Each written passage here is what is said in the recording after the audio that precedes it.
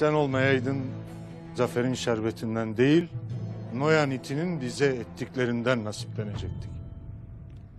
Hakkını her zaman teslim ederiz beyim. Lakin Tuğtekin beyim doğru söyler. Tertemiz de olsa dilin de kalbin de bizlere mühürlüdür. Bu mühür bozulmadıkça sana nasıl güveneceğiz? Yeter. Yeter, susun artık. İçeride hastamız varken bunları konuşmanın vakti midir?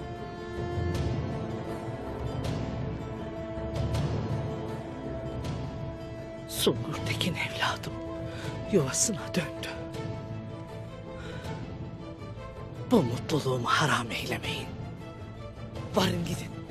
İçinizdeki fitnenizi otağınızda dökün. Noyan'ın akıttığı kanların hesabı sorulmuştur.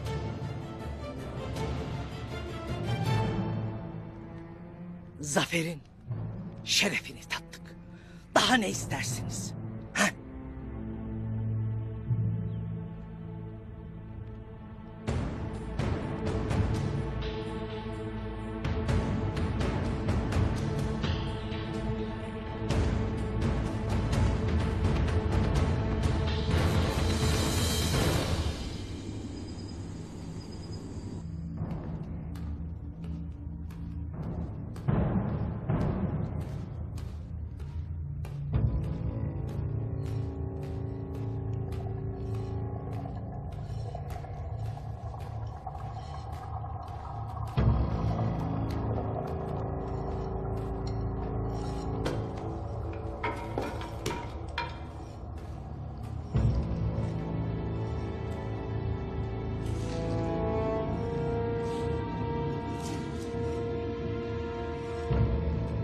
Oğuz Kağan'ın mührü Ögeday'a gidecek.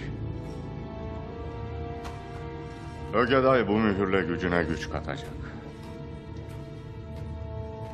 Ordudaki Türkler de bu mühürle coşacaklar. Coşacaklar ki cihan hanlığı daim olsun. Türklerin büyük kağanları Oğuz'a duydukları saygı malum. Eğer Sungur Tekin o mühürle ata topraklarına gelirse ordumuz ikiye bölünür. Ve Ögeday da bunun vebalini bizden sorar. Buna izin veremeyiz. Vermeyeceğiz. Oğuz Kağan'ın mührünü bana onlar getirecekler.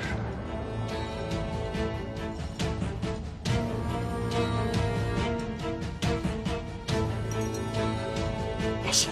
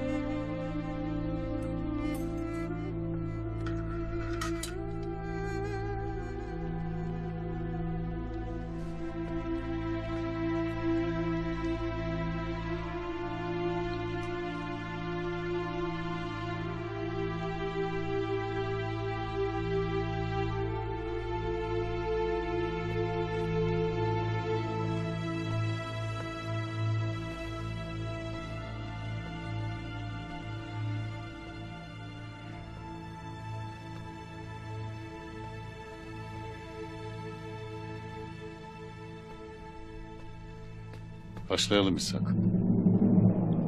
Bismillahirrahmanirrahim. Şafii ismine hürmeten